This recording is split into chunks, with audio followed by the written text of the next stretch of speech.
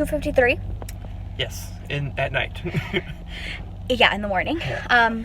And we are going to the hospital. Mm-hmm. Don't know what's going on, but gonna go be checked. Yeah, tell them why. Oh, because I had a lot of blood. Yeah. So, we're just gonna go and be checked and make sure everything's fine and see what's going on. All right, we are at the hospital. We made it. So we're about to head in right now. I could use a good nap. Me too. We're here. We're here. Dilated to a 3. I'm not ready. My makeup's not done. So many ice chips.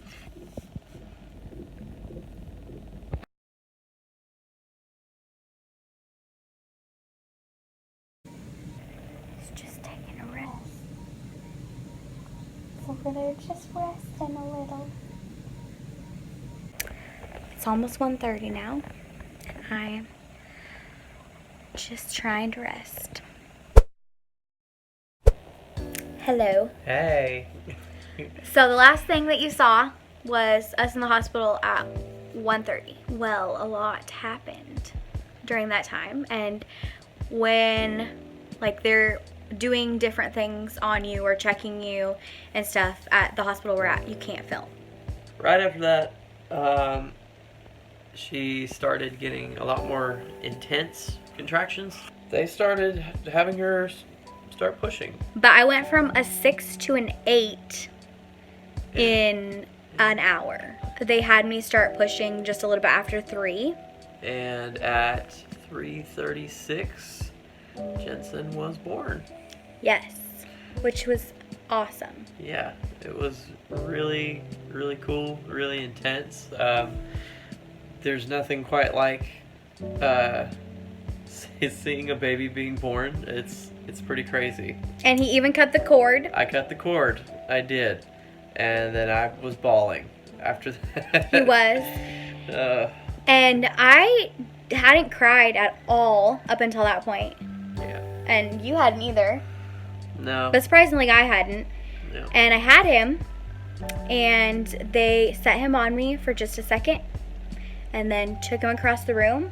That's not really how they do that at this hospital, so I was concerned. And I also was losing a lot of blood. Yeah. And then they told me that I had 3rd-degree tears that were very high up. And because I was so, tense, obviously, they couldn't get to them. So she's trying to stitch me up. And I'm just crying and crying because I can hear them talking, the doctors talking in the background. Yeah, they were talking about Jensen and how he's got a hole in one of his lungs. And so because of that, air was getting into his chest cavity. And so they were doing a decent job at sounding calm. But we still knew there was something wrong. So that was scary. And then also we find out that she's got 3rd-degree tears and that she's going to have to get stitched up. And so that can be normal. Yeah. Yeah. But instead of doing it while I was awake, they said they were going to have to sedate me. Yeah. Which they did most of it while you were awake, which was very painful for you. Well, because they couldn't really reach. Yeah. Yeah. The tear was so high up that they couldn't reach. And then, while they're telling me this, they tell us that Jensen has to be taken to a different hospital. That he can't stay at the hospital that we're at, and he needs to go be transported somewhere else. That was terrifying, knowing that I was going to have to go back and be put under, and they didn't know how long it was going to take. And then that Jensen was not going to be there, and we hadn't really seen him at all. No. And so we kind of got all this news just all at once. Just kind of everything just happened. When they wheeled her back, I went to the waiting room and lost it. My wife is getting wheeled back and getting put under, and knowing you're sensitive to medicine and things like that, I was like, I hope she's not under for too much time. Like, I didn't want her to be, down for too long. I wanted to make sure she would be okay. And then I wanted to know what was going on with Jensen. I didn't know. We didn't know how serious it was. So all of this just was super scary. And I really needed my family at that point.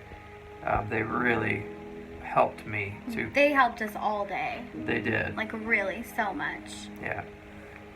So we're so thankful for them. They were there. Yes. They helped us get through all of that. I went back and they put me under. Obviously, I don't remember that much. I just remember I love these people so much. They're all amazing. And I just kept thanking them. She did. Even when they were stitching her up, she was like, "Thank you guys so much. You guys are just doing such a great job." So that happened, and Joseph got to go see Jensen, though. So that was good. Yeah. You didn't hold him then, right? No. No.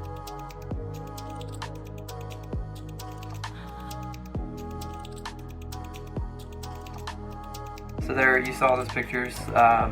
Those were, he was in the little incubator thing, and I got to touch him and just talk to him, be up close with him, and Yes. so that was amazing.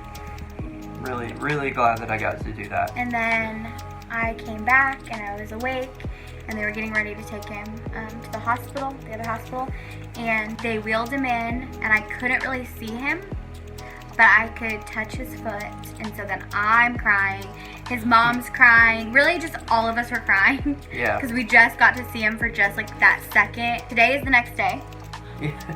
After Today that. is after that day. Today is the 24th of November. He was born on the 23rd. Yes. So. We're obviously home, Yes. Joseph and I. Yes.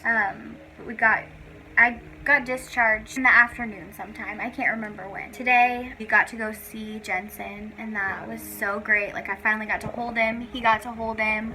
We were there for probably like 5 hours. Yeah. Pretty close to that. Yeah.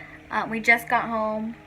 My family came again. And my mom flew in today. From Washington State. Yes. So our parents got to see him and hold him, and my mom, and then his older sister, his younger sister, Bethany.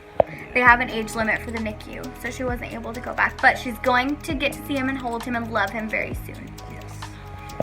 So that's where we're at right now, and we just got home just a little bit ago. Picked up some food and ate. And I'm gonna go to bed very soon. Yeah, I'm gonna go to Try. bed.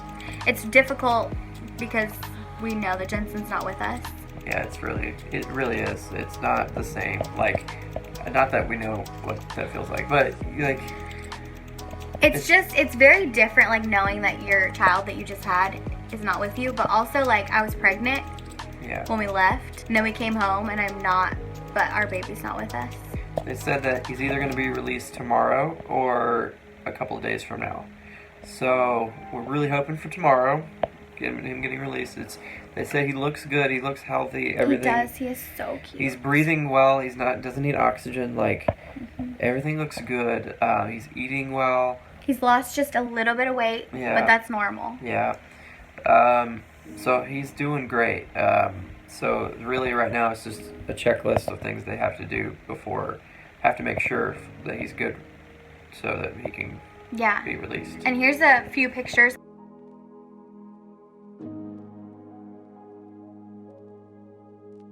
I'm sorry we didn't get any videos today. Yeah, today and yesterday was just a whirlwind of craziness, so we didn't really film much of anything. That's why we're giving you all this update.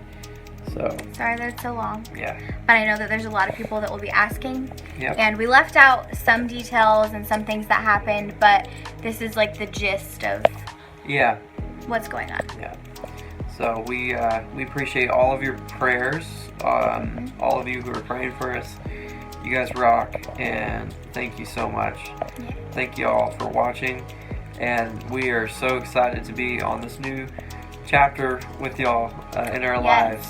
Y'all are going to get to see Jensen grow up, and that's just so cool. Good night, you guys. We're going to go to sleep. Yes, time for bed. And we love y'all very much. Bye. Bye.